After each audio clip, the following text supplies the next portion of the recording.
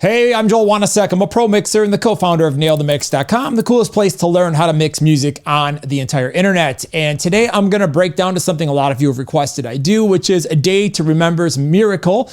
This mix is pretty sick. It's done by Zakk Cervini, who's absolutely on fire right now. So before I actually start this, I'm going to try a slightly different approach today. Let me know in the comments if you think this works. I realize that I do talk fast and I listen very quickly because I've been doing this professionally for a very, very, very long time. So I might move along a little bit too fast for some of you guys. So I'm going to try to slow this down, but you got to please understand that when reacting to a mixes are dynamic. They change every like 5 to 10 seconds. So, one section's mix commentary may not apply to a next section. So I couldn't just listen to an entire song. Plus YouTube would flag it not allowed, but couldn't just listen to a song all the way to the end and then react to it. It's just impossible with a mix because we're here to discuss mixes. So we're going to try going a little slower today, and maybe that helps. Maybe it doesn't. We'll give it a try. All right, here we go. Let's have a listen to this mix and break it down.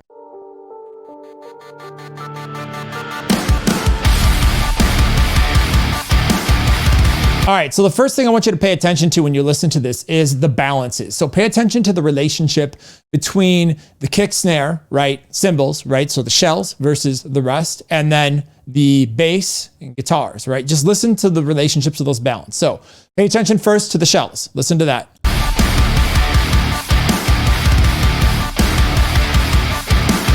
Okay, so what do you notice? I hear right away that this is a very kick and snare forward mix. It's the loudest element in this mix, and a lot of the energy of the groove and the bounce of this mix is coming from the kick and snare. So now that I've made that comment, listen to that and pay attention to that. Do you hear how loud that kick is?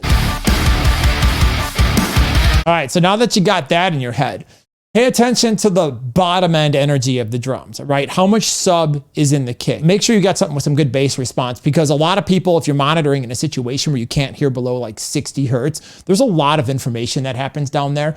And I have a subwoofer in here, so I hear all that stuff, but it's important to be able to hear the bottom end. Okay, so listen to the bottom end punch of the snare and the kick and how that affects the energy. So just focus on that.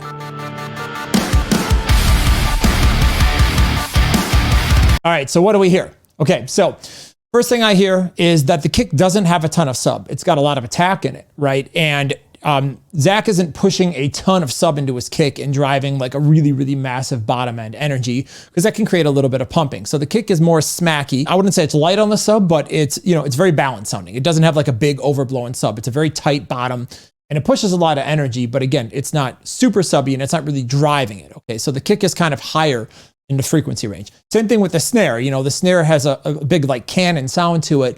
It's got a lot of room and reverb on it, but it doesn't have like a lot of 200 thump in there that's just like really making the snare sound overblown. So again, pay attention to the bottom of the kick and the bottom of the snare now with that information and have a listen. Notice how a lot of the snare is coming from the room sound and the room sample.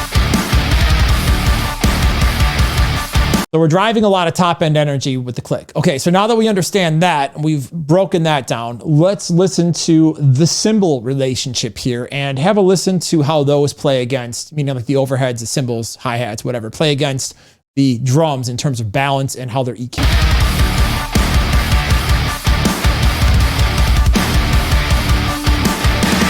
Okay, so what do we notice? First thing I notice when I listen to that is the cymbals are definitely high passed pretty well, meaning that a lot of the bottom end low frequencies are removed and the cymbals are loud. They have a bit of brightness to them. They're not like super bright or hissy or anything like that. There's definitely like a lot of top end air in them, but the cymbals definitely have a lot of low end and lower mid range removed from them to kind of get out of the way of the mid range guitars. So listen to the EQ of the cymbals.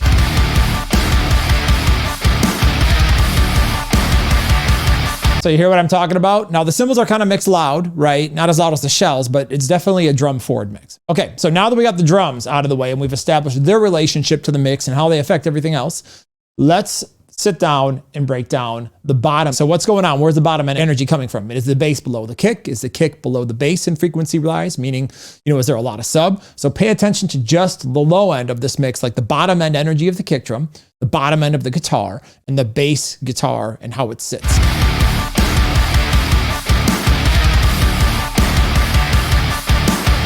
You notice how the bottom end of the guitar kind of fades in to to the bass guitar, right? Like the tone is very continuous, right? It's mixed very, very well here. Like he's did a fantastic job.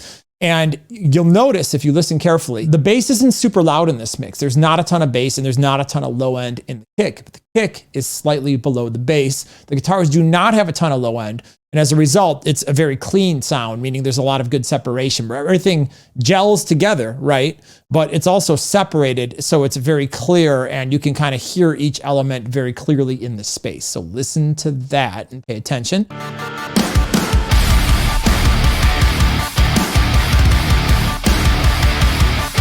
So where are the guitars? The guitars are very much in the mid-range. They have a lot of crunch to them. There's not a lot of fizzy top end, right?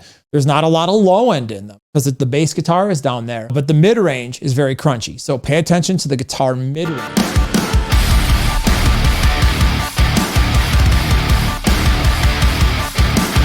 Okay, do you hear how that's balanced? So in terms of priorities, he's prioritized the impact of the drums, right? A lot of energy, not a ton of sub coming from, but very, a lot of energy coming on the top, a lot of smack, big snare.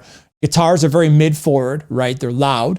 And the bass is kind of tucked in there, adding some weight. But again, it's not a super high priority. Now, one thing I will comment that you probably haven't picked up and you may or may not know is this is actually one of the loudest mixes I have ever heard in my life. Like if you take off loudness normalization in Spotify and go through a bunch of different stuff and you listen to this mix is so freaking loud. It's insane. Now, one of the reasons that he's able to get this mix this loud is the fact that there's not a ton of bottom end in it, meaning the bottom end is very tight, controlled sounding.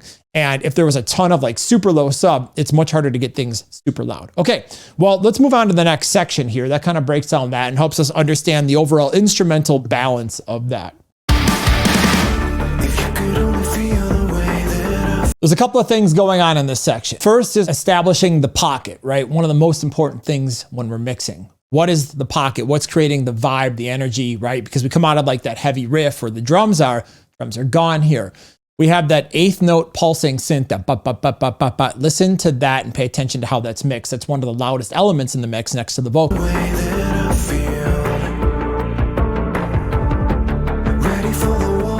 You hear that? How that drives, that ba, ba, ba, ba. There's like a drum loop kind of that's under that's creating that pocket, but that pulsing bass synth is really driving a lot of the energy in this pocket. In terms of the way that's mixed, listen to the frequency spectrum of it.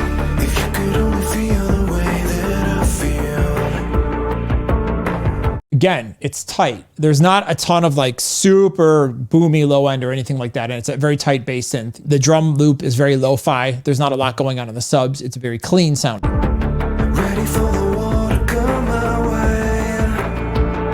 Okay, so now pay attention to the background elements that are sitting here in this mix that go on top of the percussion loop and the pulsing bass. So listen to those. We've got a reverse like womp, womp. Hear it? There's a little lo-fi piano in there. Listen for that. And there's some vocal effect echo kind of stuff. Okay, so that's what's going on in the rhythm section. And I'm sure there's some other stuff kind of buried in there that's kind of just more felt as opposed to heard. Pay attention to the vocals. Did you hear the falsetto in the vocals? There's a gentle falsetto tucked under the vocals. It's mainly balanced with the main low tone vocal front, but there is a falsetto version very gently tucked in there that kind of adds a richness to the vocal sound. So pay attention to that. Now we'll move on to the next section, but you will notice that the vocals are definitely mixed to be way ahead of the pocket of the energy and is the priority for the listener. Okay, so now we're going to build up the section here into the second half of the verse. What happens in the mix?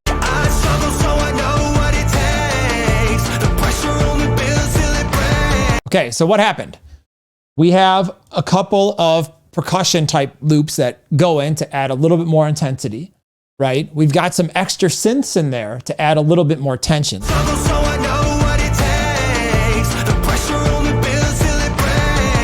We've got a kick drum, which has got some sub push into it. Feel it?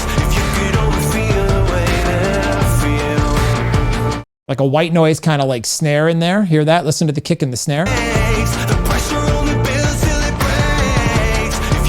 Still in the background, right? The part before, the drums were very forward and the highest part of the mix. Now they're kind of in the background and they're under all of the synths, which is a cool balance decision because it's flipped the dynamic of the section, which makes it more interesting and makes it more climactic, because when the drums come back in on the chorus, it's gonna hammer you in the face really hard. Listen to the keyboard stuff that comes in. There's like extra build-up ambient keyboard synth things that are in there that kind of add a bit of like a tension.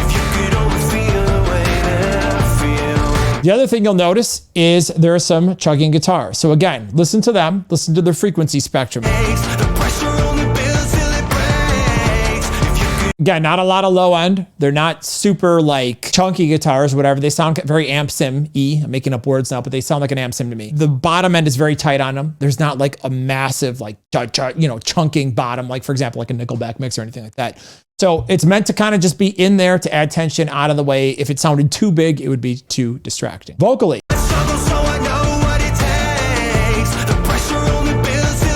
the vocals to me sound like they have a slight doubling on them. They get a little bit thicker and wetter. That's like a telltale sign of that. They might also have some like doubler effects, like the eventide thing where you go like +7 or +9 and -7, 9 and kind of spread it out. So there's a little bit of that kind of stuff going, some nice effects on it and things like that. So again, vocally, the vocals are still the priority.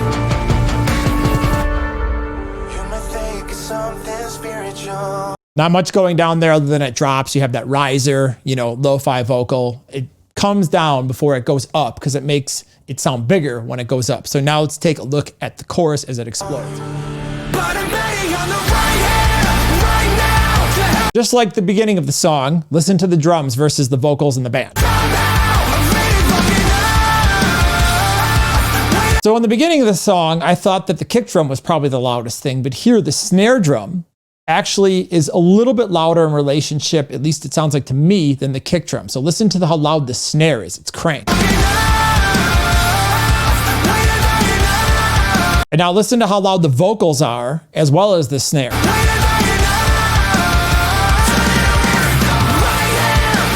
So one thing I've noticed here in some of Zakk's mixes now, this is the second one that I've done, is that he seems to play with his balances between his kick and snare in different parts of the song. Like when we talked about Bad Omens, and you can check out my breakdown. It was cool because in certain parts, like the kick and snare volumes kind of changed in terms of the section to add different feels and different types of dynamics. I hear some of that going on here, where I feel like we have a bit more of a snare dominance, where earlier we had a bit more of a kick dominance. Right? Okay, so vocally, vocals are number one. They are the loudest thing here still in the chorus, which obviously they should be. This is a very vocal forward mix. Listen to the vocals and focus your ear on those and pay attention to what's going on with them.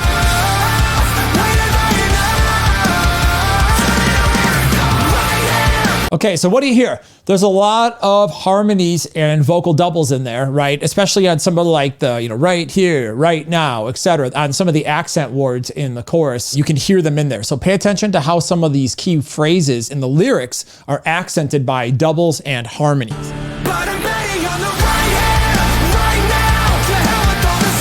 There's also a scream in there very subtly. Listen for the scream.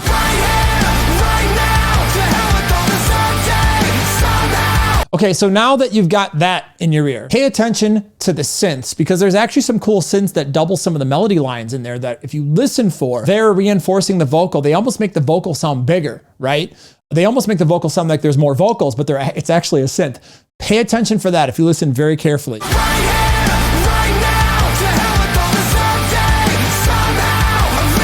You hear the droning pad that's filling up that mid-range there, and there's like a little keyboard part that's kind of ticking along with the melody.